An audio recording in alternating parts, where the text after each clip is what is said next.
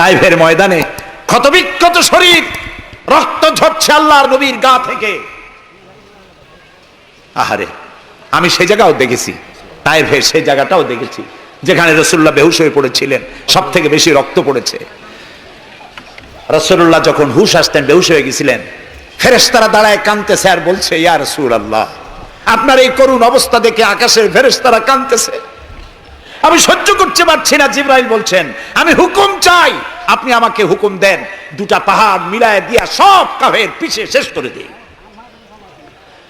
আল্লাহর নবী বলেন, জিবরাইল, আমি যদি হুকুম করি, আমার হুকুমে যদি দুই পাহাড় দিয়া মানবগুলিকে সব যদি পিছে মেরে ফেলে দাও, একটা কাফেরও যদি না বাঁচে, তাহলে কার কানে আমি পৌঁছাবো লা ইলাহা ইল্লাল্লাহু মুহাম্মাদুর রাসূলুল্লাহ।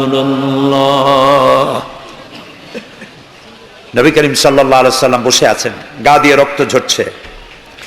এই অবস্থা দেখে তায়েফের এক লোক দৌড়াইয়া তার বাগানে চলে গেল, আঙ্গুর বাগান, বুখারীর হাদিস।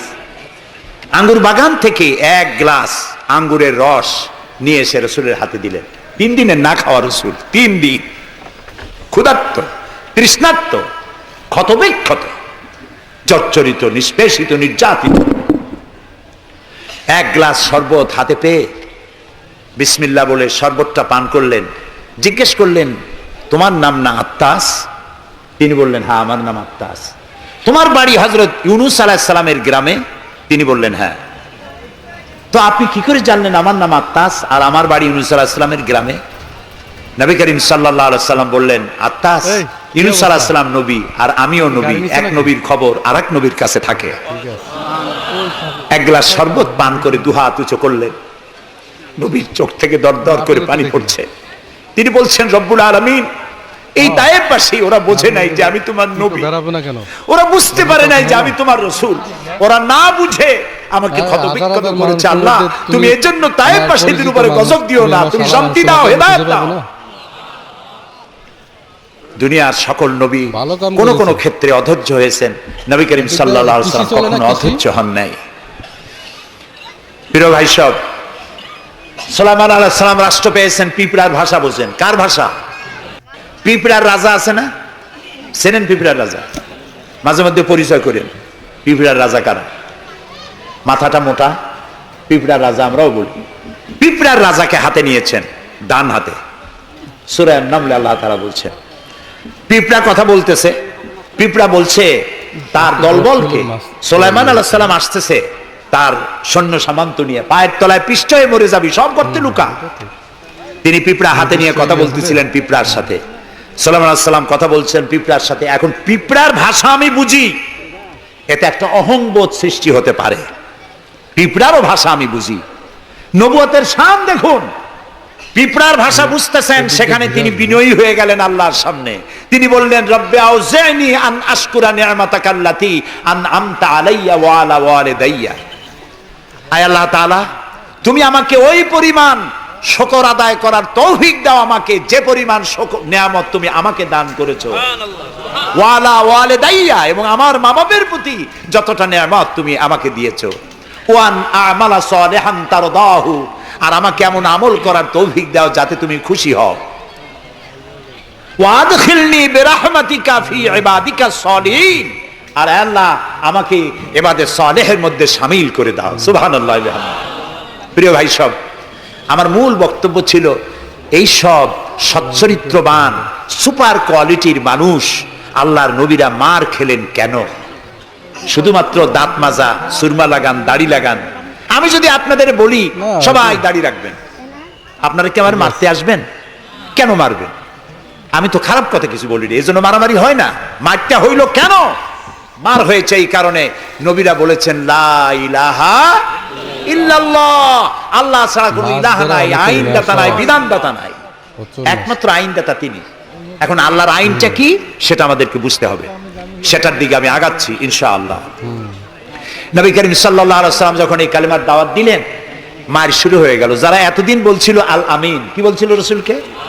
আল আমিন, তারাই এখন নবী করিম সাল্লাল্লাহু আলাইহি ওয়াসাল্লামকে পাগল বলা শুরু করলো।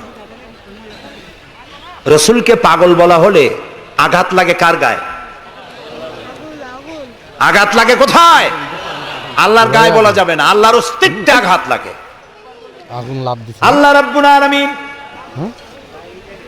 এই কাফিরদের অপবাদের জবাবে আল্লাহ তাআলা প্রতিবাদ করলেন। তিনি বললেন, ওয়ামা সাহিবুকুম বিমাজনুন, তোমাদের সাথী পাগল নয়, তোমাদের সাথী বললেন আল্লাহ তাআলা। কেন? তোমরা তো এই লোককে হতে দেখেছো, তার শৈশব, কৈশোর, যৌবন, আর এই বয়স পর্যন্ত তোমরা তাকে চোখের সামনে দেখেছো। পাগলামির কি দেখলে তোমরা তার ভেতরে? কেন পাগল বলো? তিনি পাগল নন, তিনি শায়ের নন, তিনি জাদুকর নন, তিনি গণক নন, তিনি আমার নবী। প্রিয় ভাইস, মুসলমানেরা মার খাচ্ছে, পালিয়ে বেড়াচ্ছে। বুখারী শরীফে এসেছে ওয়ান খাব্বাব বিনিল আরিদ রাদিয়াল্লাহু তাআলা আনহু আন্নাহু ক্বাল শাকাউনা ইলা রাসূলিল্লাহি সাল্লাল্লাহু আলাইহি ওয়াসাল্লাম ওয়া হুয়া মুতাওয়াসসাদুন বুরদাতুন লাহু ফি জিল্লিল কাবা। হযরতে খাব্বাব বলেন, আমরা অত্যাচারে অত্যাচারিত হয়ে একদিন নবী করিম সাল্লাল্লাহু আলাইহি ওয়াসাল্লামের কাছে গেলাম, যে দেখতে পেলাম তিনি কাবা শরীফের ছায়ায় চাদর মুড়ি দিয়ে আরাম ফরমাচ্ছেন। আমরা কাছে গিয়ে বললাম, আলা তাদউ লানা আলা তাস্তানসিরু লানা ইয়া রাসূলুল্লাহ, হে রাসূল। মাইর খাইতে খাইতে আমরা শেষ হয়ে গেলাম। আমাদের মুসলমানদের উপরে আগুন চাপা দেওয়া হচ্ছে, পাথর চাপা দেওয়া হচ্ছে, বেলালকে উটের পায়ের রশিতে বেঁধে উট তাড়ানো হচ্ছে। ক্ষুধার জ্বালায় শেষ হয়ে গেলাম, ঘুমাইতে দেয় না, মাইরে অস্থির হয়ে গেলাম। হে রাসূল, আপনি কি আল্লাহর কাছে আমাদের জন্য দোয়া করবেন না? আপনি কি আমাদের জন্য আল্লাহর কাছে সাহায্য প্রার্থনা করবেন না? বুখারীর হাদিস।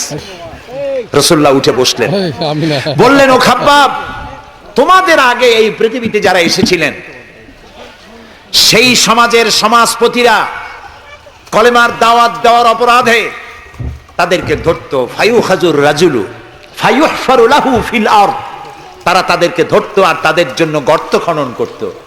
ফায়ুজালু ফিহা, এরপরে সেই গর্তের ভিতরে তাকে কোমর পর্যন্ত গেড়ে দিত। সুম্মা ইউতা বিল মানশার, এরপরে করাত আনা হতো। ফায়ুদাউ আলা রাসিহি, এরপরে করাত তার মাথার উপরে রাখা হতো। ফায়ুজালু নিসফাইন, এরপরে করাত দিয়ে চিরে জীবন্ত মানুষকে দুই টুকরা করে ফেলে দেওয়া হতো। মা ইয়াসুদ্দুহু যালিকা আন দীনি, এত বড় অত্যাচারের পরেও সে যুগের একজন মুসলমানকেও আল্লাহর দ্বীনের পথ থেকে এক চুলও তারা সরাতে পারে নাই।